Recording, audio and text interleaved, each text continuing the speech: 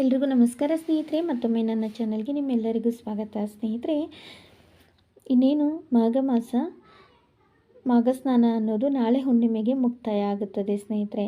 ಇನ್ನು ಈ ಒಂದು ಹುಣ್ಣಿಮೆಯನ್ನು ಮಾಘಿ ಹುಣ್ಣಿಮೆ ಅಥವಾ ಭರತ ಹುಣ್ಣಿಮೆ, ಮಾಘ ಹುಣ್ಣಿಮೆ ಅಂತ ಕರೀತಾರೆ.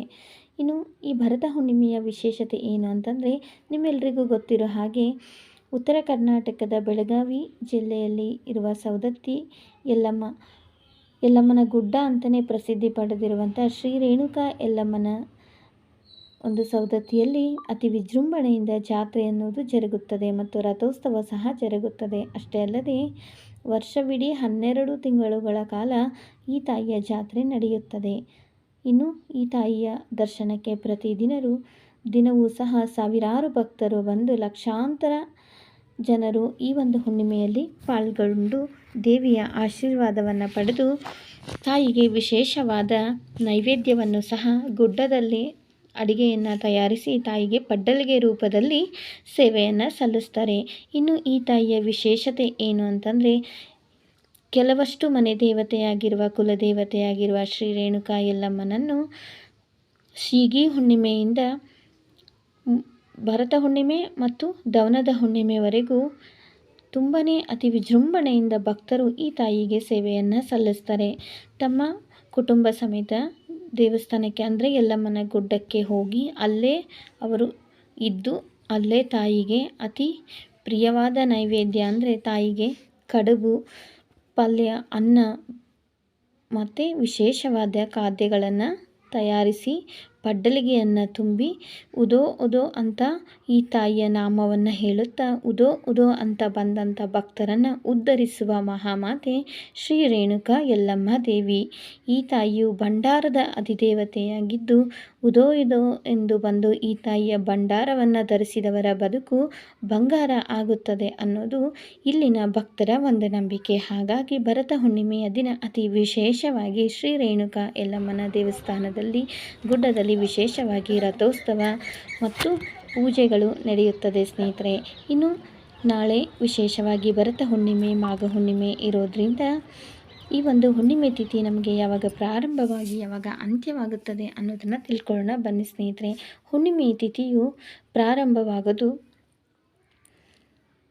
ಫೆಬ್ರವರಿ 1ನೇ ತಾರೀಕು ಭಾನುವಾರ ಬೆಳಗಿನ ಜಾವ 5:50 ಪ್ರಾರಂಭವಾಗಿ ಫೆಬ್ರವರಿ 2ನೇ ತಾರೀಕು ಸೋಮವಾರ ಬೆಳಗಿನ ಜಾವ 3:30 ಈ ಒಂದು ಹುಣ್ಣಿಮೆ ತಿಥಿಯು ಅಂತ್ಯವಾಗುತ್ತದೆ. ನಮಗೆ ಈ ಹುಣ್ಣಿಮೆ ವಿಶೇಷ ಯೋಗದಲ್ಲಿ ಭಾನುವಾರ ಬಂದಿರೋದ್ರಿಂದ ರಾಹುಕಾಲವನ್ನು ಹೊರತುಪಡಿಸಿ ನಾವು ಇಡೀ ದಿನ ಮನೆಯಲ್ಲಿ ದೇವರ ಪೂಜೆಯನ್ನು ಅಥವಾ ಯಲ್ಲಮ್ಮನಿಗೆ ಪೂಜೆಯನ್ನು ಮಾಡ್ಬೋದು. ಅಷ್ಟೇ ಅಲ್ಲದೆ ಯಾರು ಈ ಒಂದು ಕುಲದೇವತೆಯಾಗಿ ಯಲ್ಲಮ್ಮನ ಪೂಜೆಯನ್ನು ಮಾಡ್ತಾರೋ ಅವರು ನಾಳೆ ವಿಶೇಷವಾಗಿ ತಾಯಿಗೆ ಸೇವೆಯನ್ನು ಸಹ ಸಲ್ಲಿಸ್ತಾರೆ ಸ್ನೇಹಿತರೆ.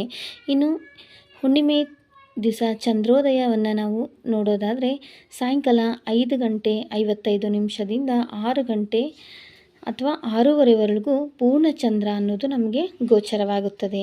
ಇನ್ನು ಈ ಮಾಘ ಸ್ನಾನವೂ ಸಹ ನಾಳೆ ಮಾಘ ಹುಣ್ಣಿಮೆಯ ದಿವಸ ಸಮಾಪ್ತಿಯಾಗುತ್ತದೆ. ಹಾಗಾಗಿ ಈ ಮಾಘ ಮಾಸದಲ್ಲಿ ಮಾಡುವಂಥ ಮಾಘ ಸ್ನಾನಕ್ಕೆ ವಿಶೇಷವಾದ ಒಂದು ಮಹತ್ವವಿದೆ. ನಾಳೆ ಆದಷ್ಟು ಯಾವುದಾದ್ರೂ ಪವಿತ್ರ ಪುಣ್ಯಕ್ಷೇತ್ರಗಳಲ್ಲಿ ಸ್ನಾನವನ್ನು ಮಾಡಿ ದೇವರ ದರ್ಶನವನ್ನು ಮಾಡಿ ಕೈಲಾದಂಥ ಸಹಾಯವನ್ನು ಬಡವರಿಗೆ ಮಾಡುವುದು ಈ ಒಂದು ಮಾಘ ಮಾಸದ ವಿಶೇಷತೆ ಸ್ನೇಹಿತರೆ. ಅಷ್ಟೇ ಅಲ್ಲದೆ ಈ ಮಾಘ ಮಾಸದಲ್ಲಿ ನದಿ ಸ್ನಾನಕ್ಕೆ ಅತ್ಯಂತ ಒಂದು ಪ್ರಾಮುಖ್ಯತೆ ಇದೆ. ಇನ್ನು ಬಡವರಿಗೆ ದಾನವನ್ನು ಮಾಡೋದ್ರಿಂದ ಸಕಲ ದೋಷಗಳು ನಿವಾರಣೆಯಾಗಿ ಅಭಿಷ್ಟಗಳು ಸಿದ್ಧಿಯಾಗುತ್ತದೆ ಅನ್ನೋದು ಮಾಘ ಮಾಸದ ಒಂದು ವಿಶೇಷತೆ. ಇನ್ನು ಅಷ್ಟೇ ಅಲ್ಲದೆ ಈ ಒಂದು ಮಾಘ ಮಾಸದ ಪೂರ್ತಿ ನಮಗೆ ನದಿ ಸ್ನಾನ ಮಾಘ ಮಾಸದಲ್ಲಿ ಮಾಡೋಕ್ಕಾಗದೇ ಇರೋರು ಒಂದು ದಿನವಾದರೂ ಮಾಘ ಮಾಸದಲ್ಲಿ ನದಿ ಸ್ನಾನವನ್ನು ಮಾಡಬೇಕು ಅಂತ ಹೇಳ್ತಾರೆ. ಹಾಗಾಗಿ ನಾಳೆ ಕೊನೆಯ ದಿನ ಸ್ನೇಹಿತರೆ, ಮಾಘ ಹುಣ್ಣಿಮೆಯ ದಿವಸ ವಿಶೇಷವಾಗಿ ನದಿ ತೀರ್ಥ ಸ್ನಾನವನ್ನು ಮಾಡಿ ವಿಶೇಷವಾಗಿ ಎಳ್ಳನ್ನು ದಾನ ಮಾಡಬೇಕು ಅಂತ ಹೇಳ್ತಾರೆ ಸ್ನೇಹಿತರೆ. ಇನ್ನು ಅಷ್ಟೇ ಅಲ್ಲದೆ ಈ ದಿನ ಪೂರ್ಣಚಂದ್ರನನ್ನು ದರ್ಶನ ಮಾಡಿ ಚಂದ್ರನಿಗೆ ಅರ್ಘ್ಯವನ್ನು ಕೊಟ್ಟು ಪೂಜೆಯನ್ನು ಮಾಡೋದ್ರಿಂದ ಚಂದ್ರನು ಮನಸ್ಸಿನ ಕಾರಕನಾಗಿರೋದ್ರಿಂದ ಮನಸ್ಸು ಸ್ಥಿತಮಿತದಲ್ಲಿ ಇರುತ್ತದೆ ಅನ್ನೋದು ಒಂದು ನಂಬಿಕೆ. ಇನ್ನು ಅಷ್ಟೇ ಅಲ್ಲದೆ ಮಾಘ ಮಾಸದ ಹುಣ್ಣಿಮೆಯ ದಿನ ವಿಶೇಷವಾಗಿ ಪಿತೃಗಳಿಗೆ ತರ್ಪಣವನ್ನು ಕೊಡ್ತಾರೆ. ಇನ್ನು ಈ ಮಾಘ ಮಾಸದಲ್ಲಿ ಹುಣ್ಣಿಮೆಯ ದಿನ ಅಗಲಿದಂಥ ತಮ್ಮ ಪೂರ್ವಜರಿಗೆ ತರ್ಪಣವನ್ನು ಸಹ ಕೊಡೋದು ಈ ಒಂದು ಮಾಘ ಮಾಸದ ಹುಣ್ಣಿಮೆಯ ವಿಶೇಷತೆ ಸ್ನೇಹಿತರೆ. ಇನ್ನು ಅಷ್ಟೇ ಅಲ್ಲದೆ ಈ ಮಾಘ ಮಾಸದ ಹುಣ್ಣಿಮೆಯ ದಿವಸ ಯಾರು ನದಿ ಸ್ನಾನವನ್ನು ಮಾಡಿ ತೀರ್ಥಕ್ಷೇತ್ರದ ದೇವರ ದರ್ಶನವನ್ನು ಮಾಡಿ ಎಳ್ಳನ್ನು ದಾನವಾಗಿ ಕೊಡ್ತಾರೋ ಅವರ ಸಕಲ ದೋಷಗಳು ಸಹ ನಿವಾರಣೆ ಆಗುತ್ತದೆ ಅಂತ ಹೇಳ್ತಾರೆ ಸ್ನೇಹಿತರೆ. ಇದಿಷ್ಟು ಮಾಘ ಹುಣ್ಣಿಮೆ ಅಥವಾ ಭರತ ಹುಣ್ಣಿಮೆಯ ಒಂದು ಮಹತ್ವ ಸ್ನೇಹಿತರೆ. ತಿಳ್ಕೊಂಡ್ರಲ್ಲ ಸ್ನೇಹಿತರೆ, ಮಾಘ ಮಾಸದ ಹುಣ್ಣಿಮೆಯ ಮಹತ್ವವೇನು, ಹುಣ್ಣಿಮೆ ತಿಥಿ ಯಾವಾಗ ಪ್ರಾರಂಭವಾಗಿ ಯಾವಾಗ ಅಂತ್ಯವಾಗುತ್ತದೆ ಮತ್ತು ಹುಣ್ಣಿಮೆಯ ವಿಶೇಷತೆ ಏನು ಅನ್ನೋದನ್ನು ಇವತ್ತಿನ ವಿಡಿಯೋದಲ್ಲಿ ತಿಳಿಸ್ಕೊಟ್ಟಿದ್ದೀನಿ. ನಾಳೆ ಭರತ ಹುಣ್ಣಿಮೆಯ ಪ್ರಯುಕ್ತ ವಿಶೇಷವಾಗಿ ಶ್ರೀ ರೇಣುಕಾ ಯಲ್ಲಮ್ಮ ದೇವಿಯ ಕಥೆಯನ್ನು ನನ್ನ ಚಾನಲ್ನಲ್ಲಿ ನಾನು ವಿಡಿಯೋವನ್ನು ಅಪ್ಲೋಡ್ ಮಾಡ್ತೀನಿ ಸ್ನೇಹಿತರೆ. ಪ್ರತಿಯೊಬ್ಬರು ಆ ಸುಂದರವಾದ ಕಥೆಯನ್ನು ಕೇಳಿ ತಮ್ಮ ಸಕಲ ಸಂಕಷ್ಟಗಳು ಸಹ ನಿವಾರಣೆಯಾಗುತ್ತದೆ. ಉದೋ ಅಂತ ಬಂದಂಥ ಭಕ್ತರನ್ನು ಉದ್ಧರಿಸುವ ಮಹಾತಾಯಿಯ ಒಂದು ಮಹಾಕಥೆ. ಮತ್ತೊಂದು ಒಳ್ಳೆಯ ವಿಡಿಯೋದೊಂದಿಗೆ ನಾನು ಮತ್ತೆ ಸಿಗ್ತೀನಿ ಸ್ನೇಹಿತರೆ. ಈ ಮಾಹಿತಿ ನಿಮ್ಮೆಲ್ಲರಿಗೂ ಇಷ್ಟ ಆಗಿದೆ ಅಂತ ಭಾವಿಸ್ತಾ, ಇಷ್ಟ ಆಗಿದ್ದರೆ ಒಂದು ಲೈಕ್ ಮಾಡೋದನ್ನು ಮರಿಬೇಡಿ. ಹೊಸಬ್ರು ಯಾರಾದರೂ ನನ್ನ ಚಾನಲ್ನ ನೋಡ್ತಿದ್ರೆ ಪ್ಲೀಸ್ ದಯವಿಟ್ಟು ಸಬ್ಸ್ಕ್ರೈಬ್ ಮಾಡಿಕೊಂಡು ಸಪೋರ್ಟ್ ಮಾಡಿ.